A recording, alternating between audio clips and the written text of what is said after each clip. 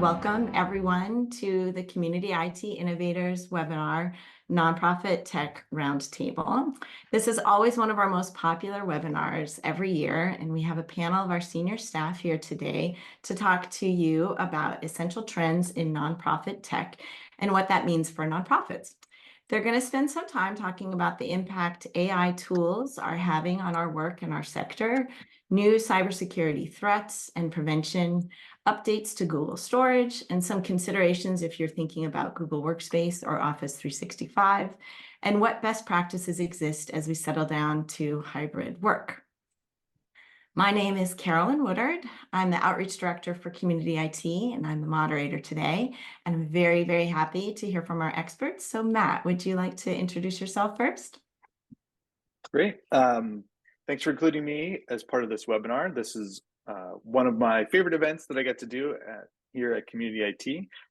So my name is Matthew Eshleman. I'm the Chief Technology Officer at Community IT. And in my world, I get to work with organizations on their technology strategy and tech adoption. And then also I manage and support our backend team that provides our support and management to our over, 180 clients and about 7,000 endpoints. So really looking forward to the conversation with my colleagues here today.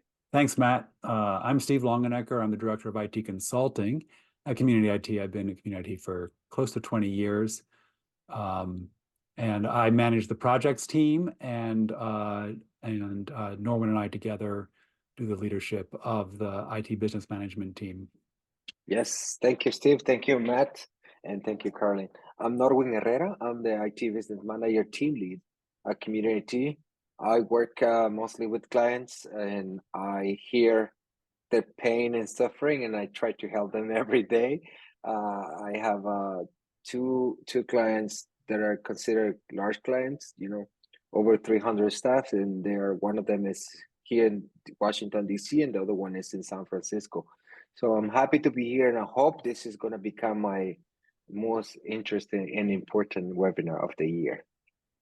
Thank you so much, Norwin, for joining us. And I'm looking forward to your insight in the many clients that you and Steve work with and what we're seeing from them.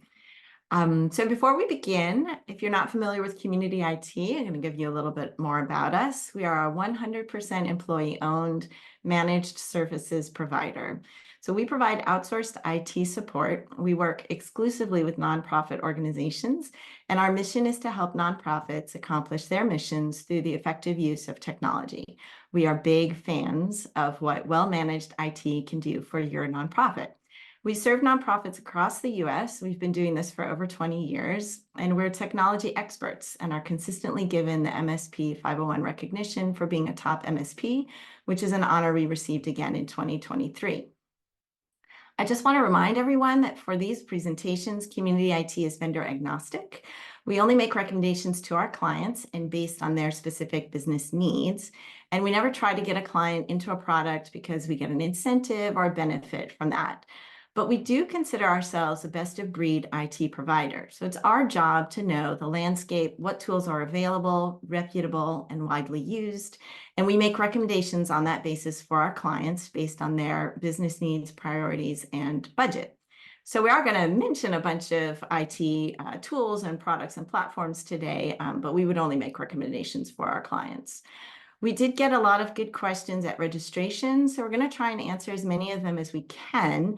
But anything we can't get to, I'll ask our experts to give us some written thoughts, and I'll append those to the transcript so you can check back after the webinar if we don't get to your question. We're trying to pack a lot into this hour today. By the end of this webinar, we want you to be able to discuss nonprofit tech issues, understand the current state of AI tools that will impact nonprofits in 2024, including a need for policies, learn about new cybersecurity attacks and prevention, consider Google Workspace versus Office 365 and how you make those decisions, and learn about in-person, hybrid, and remote work best practices. Today, we're going to start off with a poll, and this first one is multiple choice.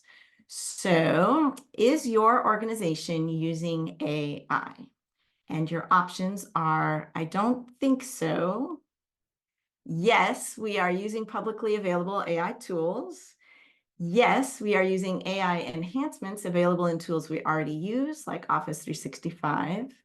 Yes, we are using enterprise or custom AI tools like Copilot for Microsoft or other paid or subscription AI specific tools. Oh, yes, I'm sorry. I see in the chat that I did not give you an option to say no. Absolutely not. We're not allowing AI, and we're turning off the tools and features as often as we can. So thanks for writing that in. So the largest plurality was I don't think so, maybe almost half, 47%. And then using publicly available AI tools was 36%. Then the next largest was using AI enhancements available in tools we already use, like Office 365. I know Zoom has some as well. That was 30%. And then almost 10%, 9% said that they were using enterprise custom AI tools like Copilot and other paid subscription or AI specific tools. Great, thank you. And thanks everyone for sharing that with us. Okay, so we're actually going to go on to another quick poll. In this poll, how many people at your organization, at your nonprofit, are using AI tools? And feel free to guesstimate. So the options are one person, maybe your early adopter, somebody who's your gadget head who's interested in the technology. Another option is 50%, about half the people you think at your organization are using the AI tools.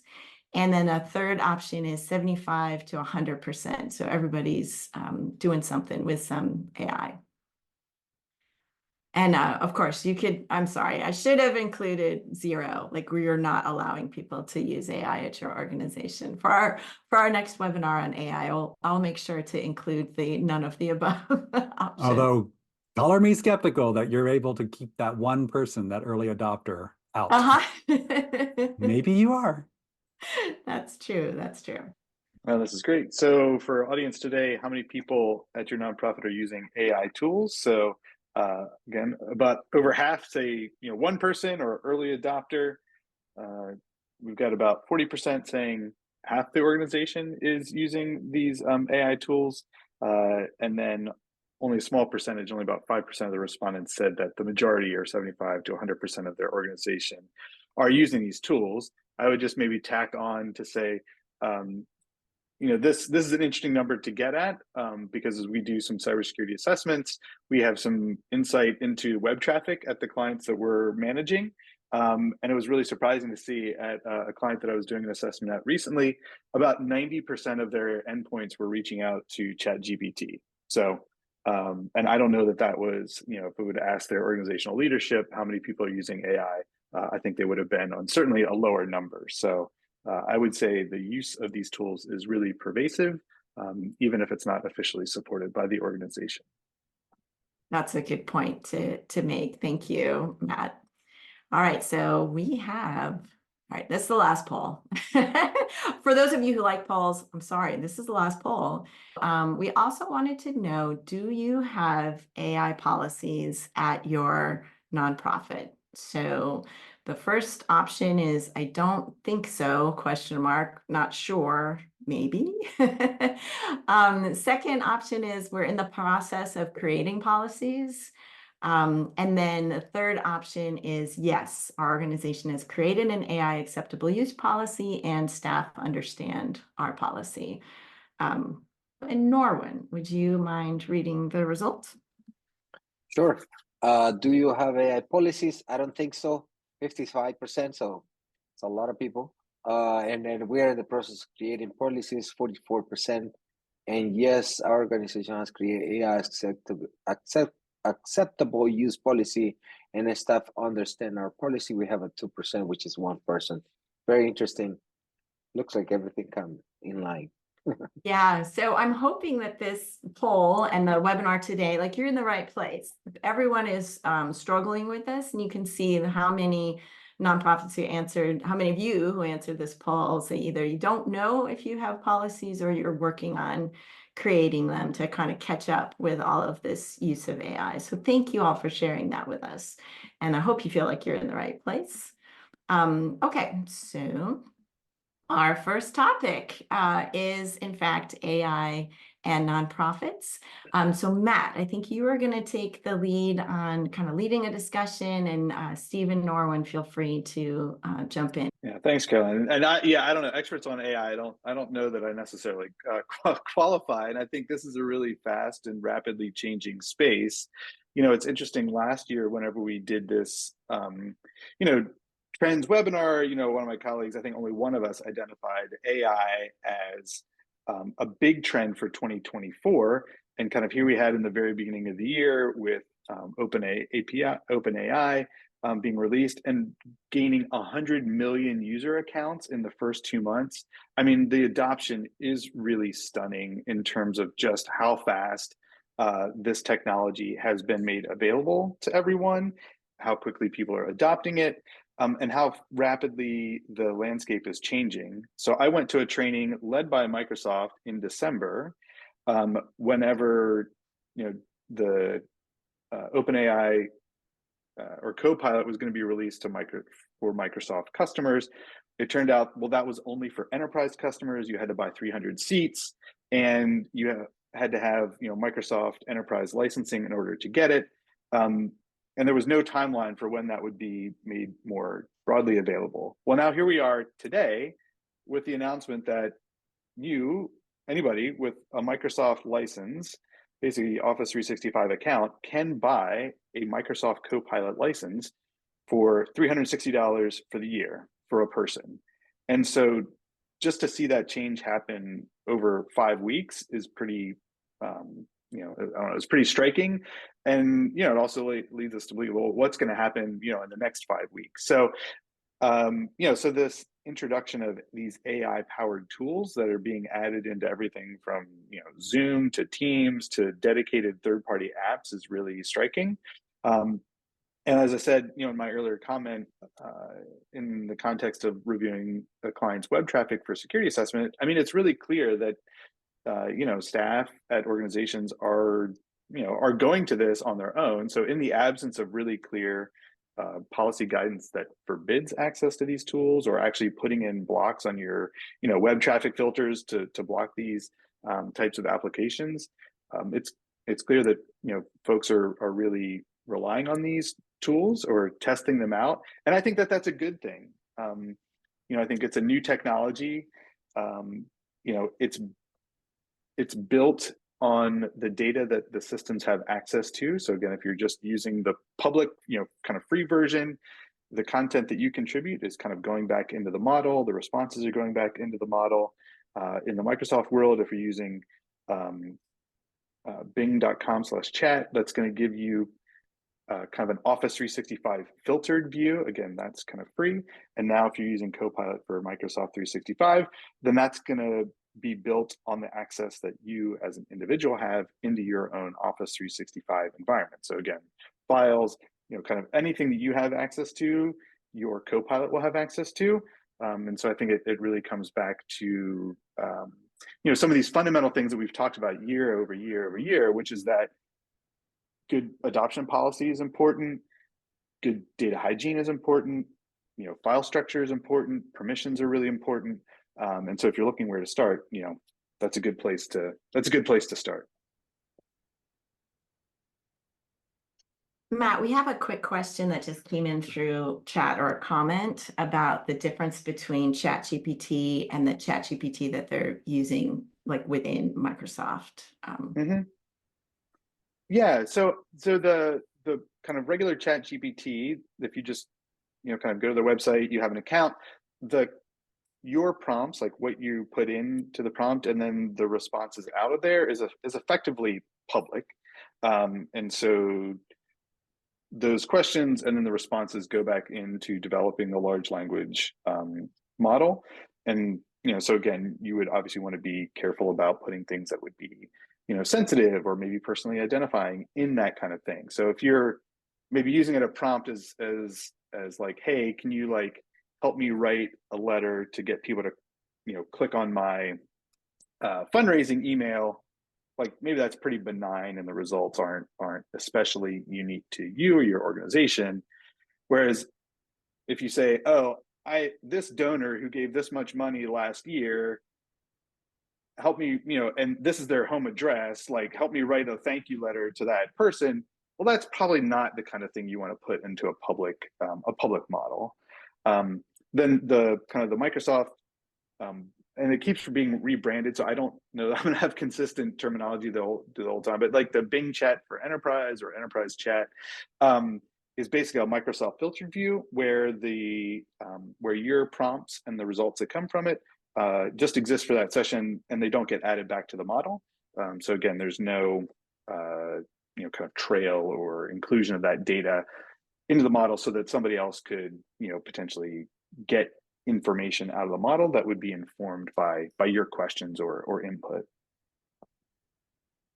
I think that's worth highlighting right now that, so yeah, I mean, I think I'm just stating what a lot of people know already, but ChatGPT is kind of the leader of the pack. It may or may not stay that way. It may not even be that way now, depending on who you ask, but it certainly has huge usage and is like maybe the place that your staff will go to by default in the absence of any other direction. And you get the sort of that same engine without the privacy risks, or less privacy risks, certainly, if you can direct your staff, if you're a Microsoft 365 customer, to use the Bing chat. And that part of Microsoft's AI services is free to Microsoft 365 customers. So that's definitely one of the starting places that we're telling our Microsoft 365 clients. Not all of our clients are Microsoft 365 clients, but those are those who are.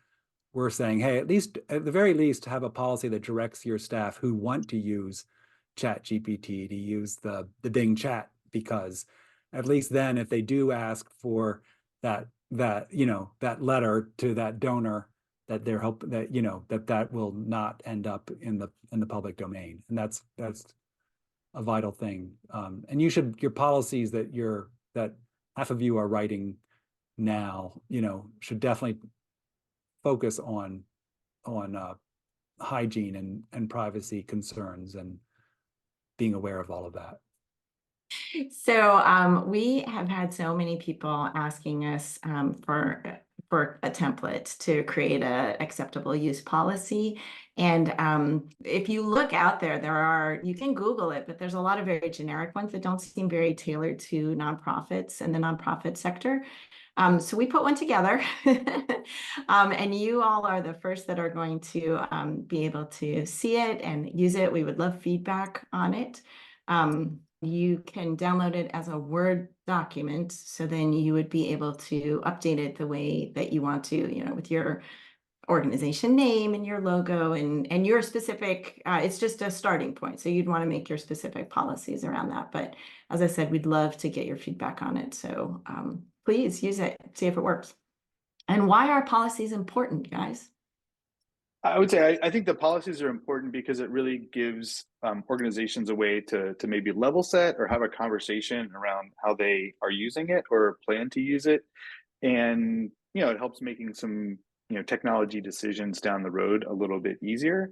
I think for a lot of these tools, even though AI, I think this really is a transformative technology, the things that it is relying on are things that organizations have been, I think, talking about, and governance has been working to address for a long time. And that it's like, what information do we have? Where is it stored? Who has access to it? And the AI tools are that Microsoft specifically is making available are really reliant upon the folder structure and the permissions that are built into Office 365 and SharePoint. And so, if everybody in your organization has access to everything and there's not good data governance and, you kind of rely on security by obscurity, all of a sudden adopting a tool like, Microsoft 365 Copilot is going to surface a lot of information. And that may not be something that you want to have surfaced. I think, things like, employee job descriptions or salary ranges or all those kinds of things, that's data that an organization has. And so if you make Copilot available to everybody, and somebody's able to type in a prompt like, hey, like, what is a salary at my company, and get other people's salary information because that information wasn't protected, I think that can be a risk. And so having a good policy foundation in place to say, how do we structure data? Where do we store it? Who has access? And then kind of carrying that through to the actual implementation and then adoption of new tools, I think is a really important process. I want to try and bring Norwin in a little bit. Norwin, if I can ask you specifically, do you have clients, and Steve as well, you can weigh in, do you have clients who have AI policies already, or are you pretty much looking at all of your clients need to create them? Was basically all of them are asking for the, because some of them are already asking authorizations to install AI tools. And then the question from us is like, okay, make sure that you add at least a line or something into your acceptable use policy, that mentioned the AI thing. And that's the thing, like most of the organizations are going to try to use it before thinking about the policy. But the way should be like, let's, make sure that we have a policy in place, and then we can start using it. That's what my recommendation will be like that. And also do other checks, you know what I mean? Like make sure that you have, for example, security awareness training, everybody on board on that. That's a must. If you're going to start using AI tools, make sure that people understand the basics of the technology they're using currently. So yes, there's people asking about, can I install this? Can I install that? Can I use this one? Our initial recommendation is make sure that we have a policy, and then second is make sure that before you allow out or authorize something, read it. Make sure that you're understanding why you're authorizing it for. It's a good point to jump in. Thank you so much, Norwin. Really great resource from the Technology Association of Grant Makers, who did a project with Project Evident, and I think a couple of other partners to develop a framework around using AI at nonprofits and foundations. And they've developed a really beautiful visual tool about the different kind of areas and issues that you should be taking into account as you're creating your policies. And of course, as the policies are helping you use these tools and use AI.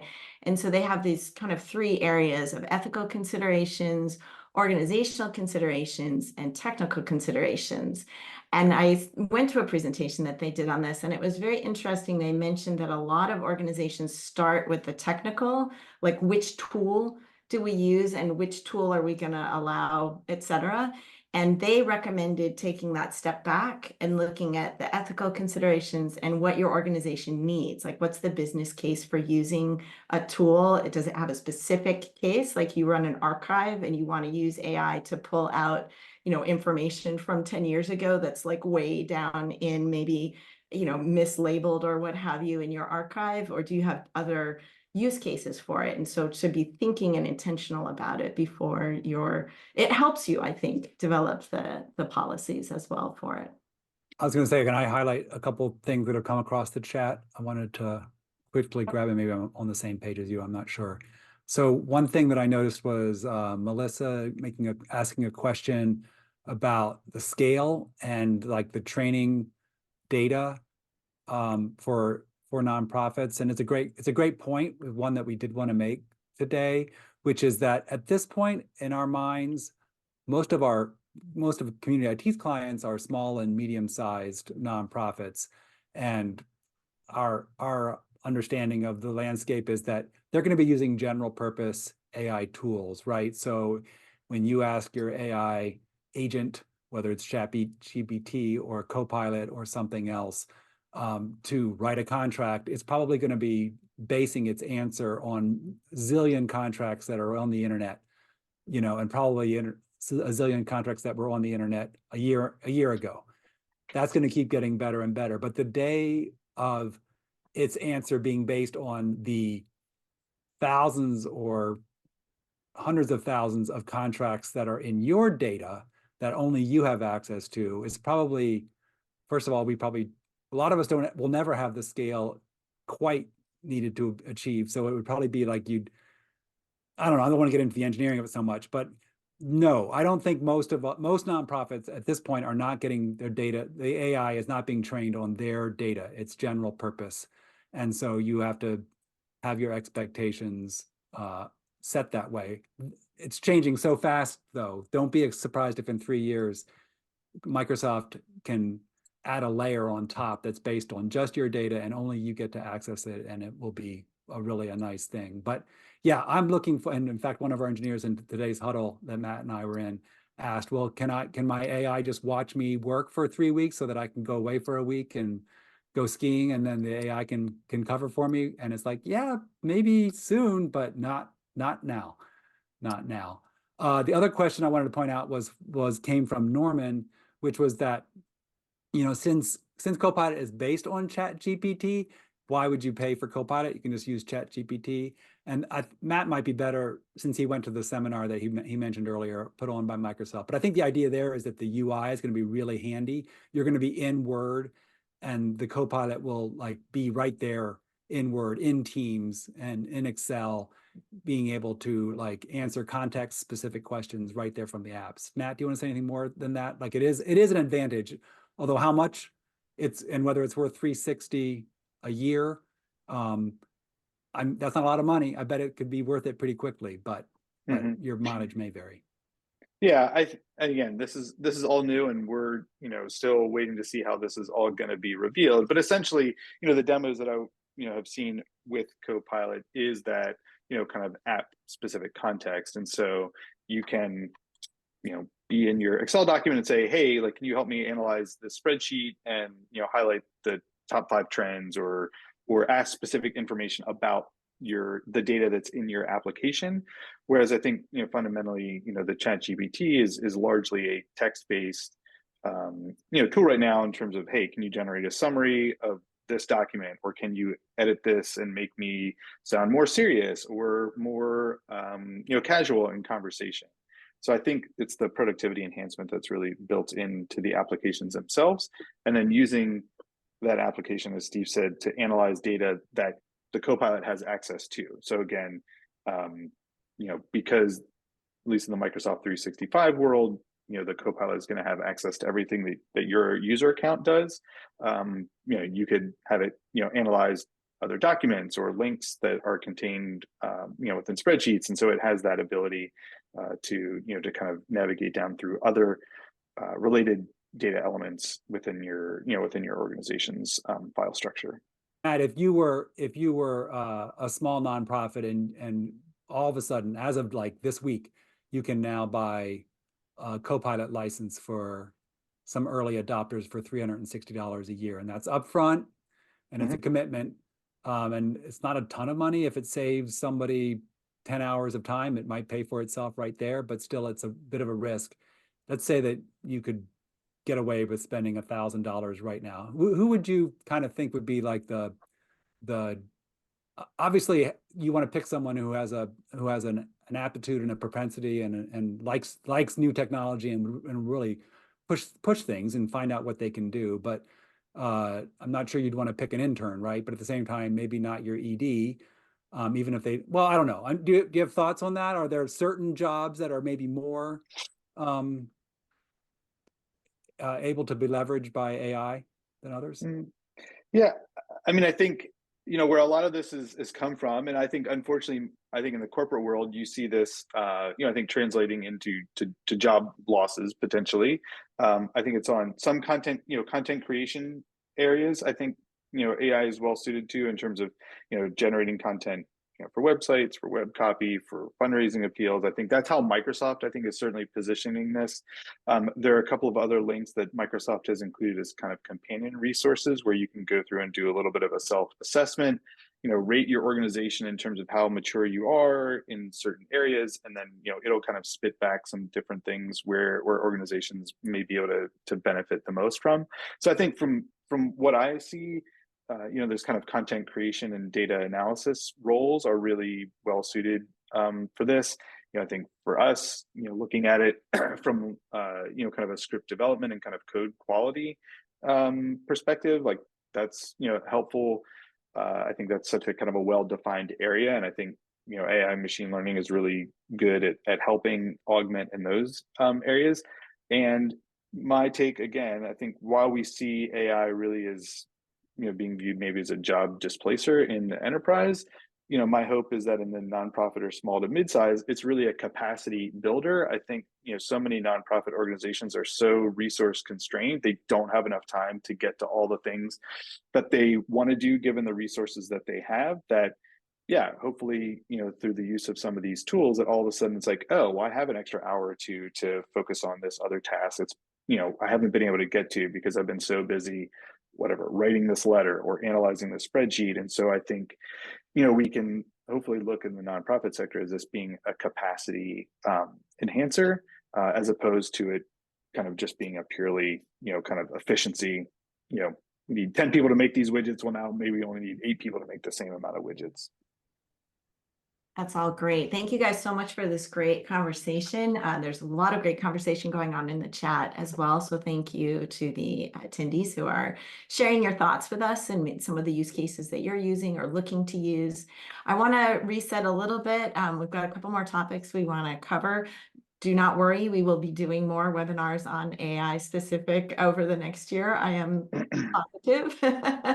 So keep your questions coming. But I want to reset a little bit and ask you, Matt, to talk a little bit more about cybersecurity. I know there's some new threats, some including AI, but some other threats out there. So if you could just give us 5 minutes or so on what to look out for. Yeah, well, I'll use the AI point as a little bit of a pivot. And so I think AI is great. And I think gives us a lot of capacity, particularly when it comes to writing convincing emails. I think that's also, the tools that we have access to are the same tools that the attackers have access to as well. And so I think some of those things that we've come to rely on in the past in terms of, oh, is this a poorly worded email or is it full of misspellings? Like, oh, that must be a hacker trying to get me to click on something. I mean, I think they're using these same tools too, right? I mean, they're using tools to improve their code, to write more malicious, web injections. They're using these tools to write better copy to get you to click on the link to, buy a gift card or share banking information or update some wire transfer. So, so this technology is available pretty widely and everybody's using it. So with that being said, we have seen new attacks this year than we've seen in previous years. For a long time, we've been advocates of wide adoption of multi-factor authentication. So again, using something that which is your password, along with something that you have, in many cases, a smartphone with an app on it, as a really safe way to protect your account. In some of the presentations that I've done in the past, there's a graphic that we use from Google that shows different MFA methods, right? You have an app, you have SMS, you have a phone call, and you have a security key. So this year, and I'm going through the data now, or actually looking back in our data from 2023, we actually had a significant number of account compromises for accounts that were enrolled in traditional multi-factor authentication, meaning that they were using their smartphone, an app on their smartphone, as the second factor, which is considered very secure. But through some new technology that attackers were able to use called adversary in the middle, or AITM, they're able to steal both the username, password, and the multi-factor authentication token, and then maintain access to an account. So it's pretty kind of sophisticated technology, and it's difficult to protect against. And so we are now encouraging organizations, particularly those that maybe high security roles, finance, if you're in the policy world, looking at physical security keys. You may see that called FIDO, or Fast Identity Online.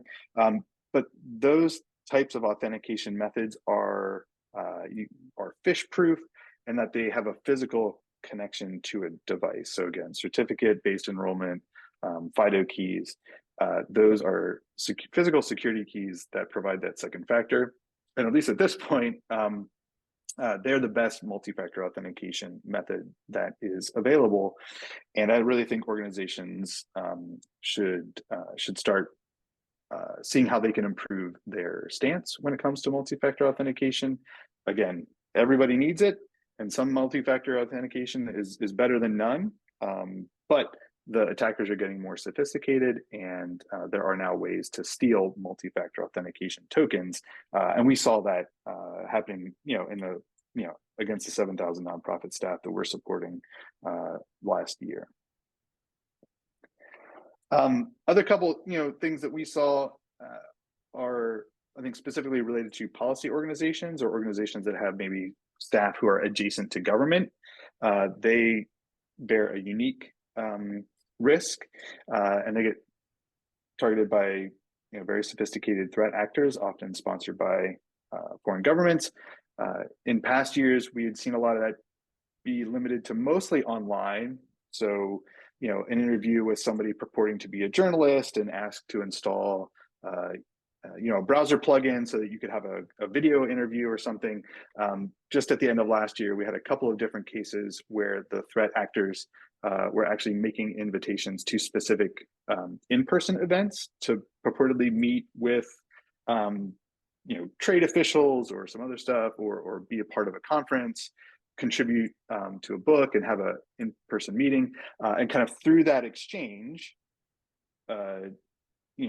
there was an offer to, oh, you need to open up this attachment, here's the agenda, all that kind of stuff. But those events didn't exist. So in one case, we had somebody show up at a restaurant for a lunch meeting. Nobody had ever heard of the person they were supposed to meet. So a really interesting intersection between the virtual world that we've operated with for a long time for cybersecurity, and then being combined with kind of an in-person or physical world. So anyways, we're still working with the FBI on some of that stuff.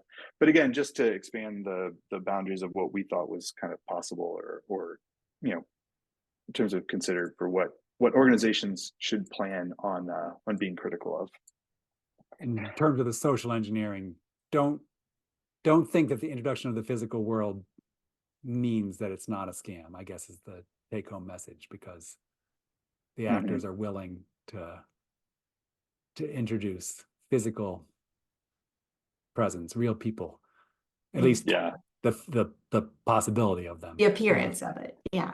To our next topic, which I think Steve is going to take the lead on, around Google Workspace and Microsoft Office 365, and kind of where our thinking is on that right now. Sure. Yeah. And in terms of like hearkening this back to the theme of the entire webinar, in terms of trends, definitely a trend of 2023 and an ongoing trend that we expect in 2024 is that both Google Workspace and Microsoft 365 will continue to be the two main platforms that nonprofits use for sort of their basic productivity suite of services: email, file storage,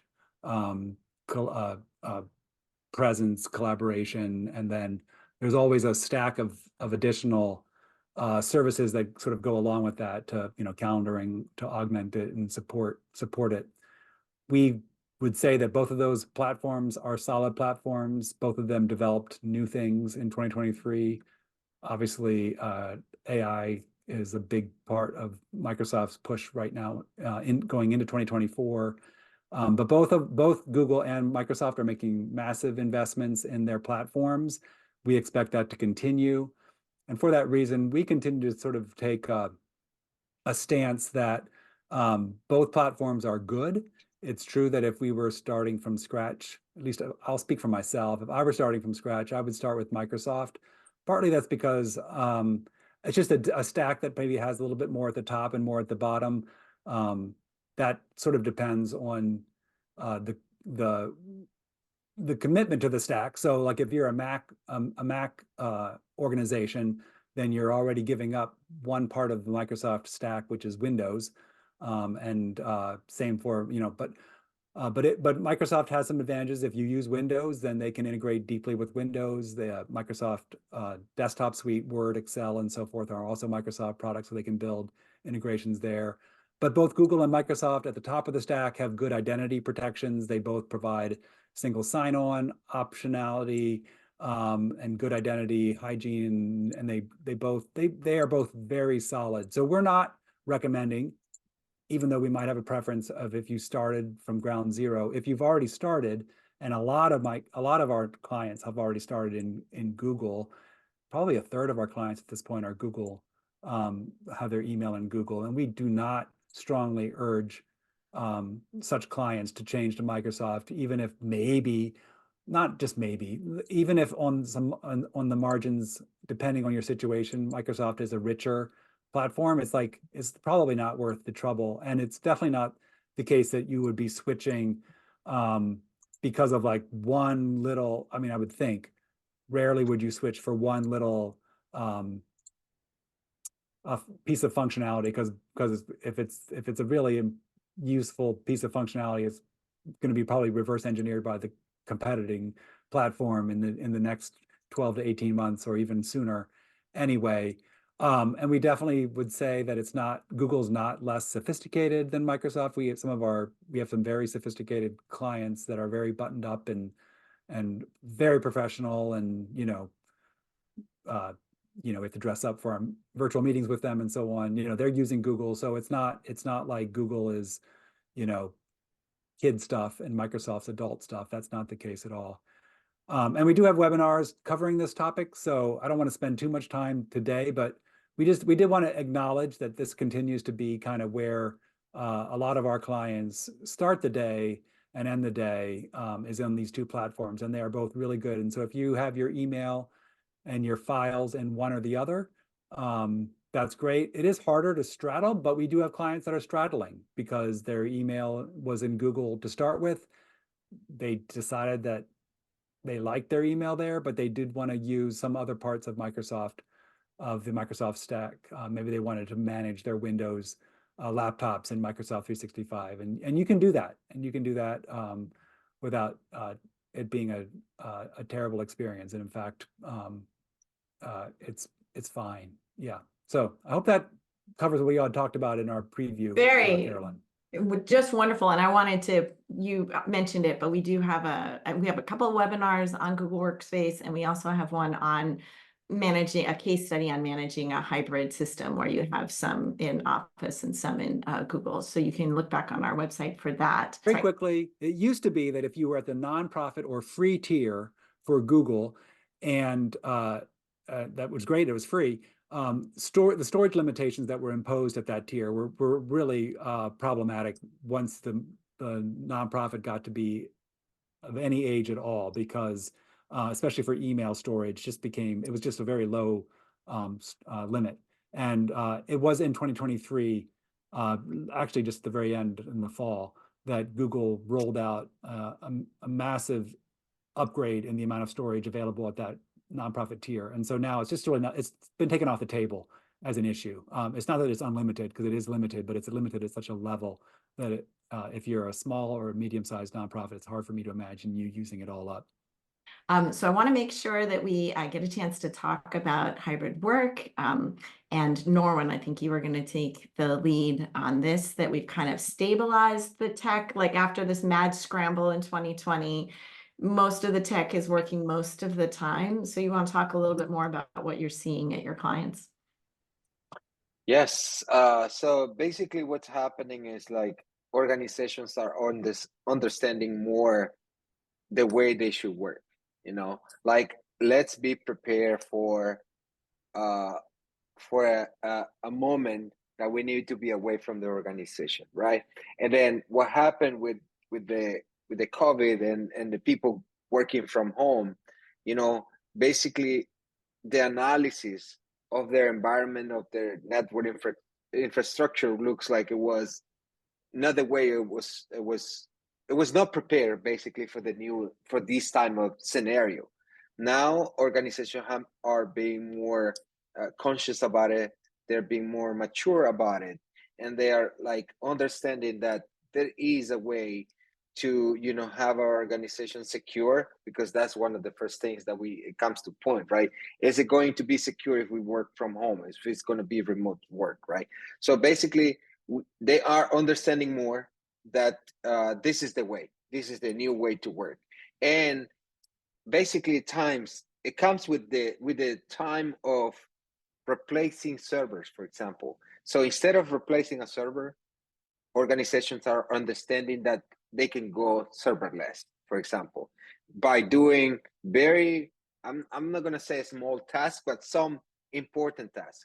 For example, your file server, instead of having your file server on a server, of course, please move your files to either Google Workspace or SharePoint. You're going to have the security, you got to enforce the security in your logins to Microsoft, or you're going to enforce the security to your logins into your Google Workspace. So that's one of the first things that are coming into it. So right now, instead of basically replacing servers, organizations are like, okay, instead of investing, $10,000 in a new server, let's invest those $10,000 in, migrating our files. And also it's a good opportunity to organize your file, because usually that's the most critical thing in the organization, and usually they're very disorganized, so it's like the right moment to do it, start setting up the standards. And we at Community have a really powerful team of people working in the migrations. By now, I think we got a lot of experience, and Steve is the one leading that team, and I'm very confident. Every time we recommend a migration, I just basically throw the ball to them and they deliver as expected and really well. So that's one thing. And the other hand, we always recommending make sure that you have policies for bring your own device policy, for example. That's something that people keep asking. We cannot provide support to your personal devices. So most organizations, instead of buying desktops, now they're thinking, oh, you know what, let's buy a laptop.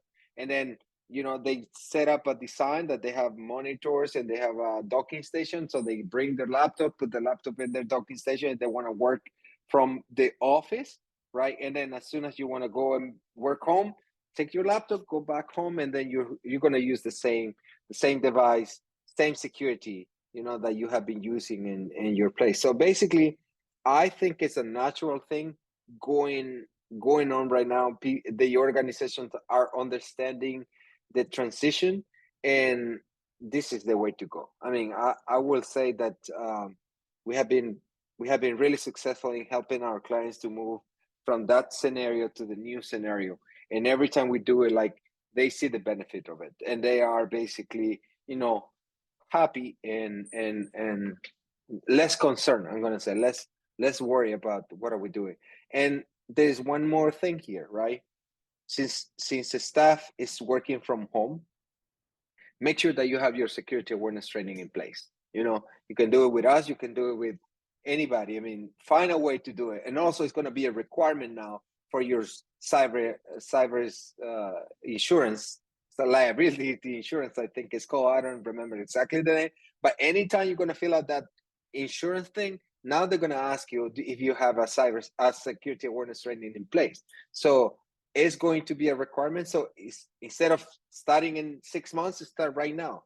And that's going to help you, because you need to train your users. And this is referring to Matt at the beginning, cybersecurity, to Steve when he's talking about, creating security access to your Google Workspace or Microsoft. So basically everything is in line. So make sure that you do it right now, because it's going to help. It doesn't hurt to train your staff, right? And especially in this hybrid environment, if they're at home, they might click it, because they cannot go to your office and say, hey, did you send me this email? Is this you for real? You know what I mean? Like, instead of going to you can't do that now. So instead of doing that, just learn that they are going to trick you. They're going to get you. They're trying to get your data from wherever you are. So I think those are the most important things that I can say about the hybrid work environment. It's funny that we got this question at registration of, is any of this important for a tiny nonprofit? So I hope that from your listening today, if you are at a tiny nonprofit, that some of this has been helpful to you. So we have a lot of resources on our website as well, all of our old videos from older webinars with lots of information on cybersecurity training. Google Workspace, as we said. So lots of different resources there. I want to just quick touch on our learning objectives. I hope you are able to, now you can go to, your next cocktail party and talk about trending nonprofit tech issues, the impact of AI tools. We're all going to be dealing with them clearly for the foreseeable future, new cybersecurity attacks and prevention, Google Workspace and Office 365, both being very viable platforms that you can use as a nonprofit. And Norwin, thank you so much for kind of updating us on things to think about in terms of remote, in-person, or hybrid work as we're going forward. I want to take a moment to kind of also answer that question about if you're a tiny nonprofit. Next month, I'm so excited. We're having a free workshop with a friend of the of community IT, Tim Lockey, who runs an organization called the Human Stack. He is going to lead us in a workshop aimed specifically at small nonprofits, so under 15 staff, who are struggling to manage their IT and maybe think that they are not able to manage IT if they're not like a techie person. So Tim's idea is that everyone is able to manage IT. And in fact, at a small nonprofit, you have to be able to manage your IT, cybersecurity, cyber liability, all of the things that you need to have IT do to work for you. So I hope you'll come back to that. I love how Tim approaches this around people. So how your people feel about technology is fundamental to how they're able to use it. And so this workshop kind of works you through. There's a free quiz to kind of figure out where you're at in terms of your management, and then identifying like first steps of things you can work on. So really appreciate everyone coming today. This was such a popular webinar, as it always is. So thank you for joining us from all over, hither and yon. And I really want to thank as well our speakers, Matt, Steve, and Norwin, for taking the time to share with us your expertise and answer our questions. Thank you again.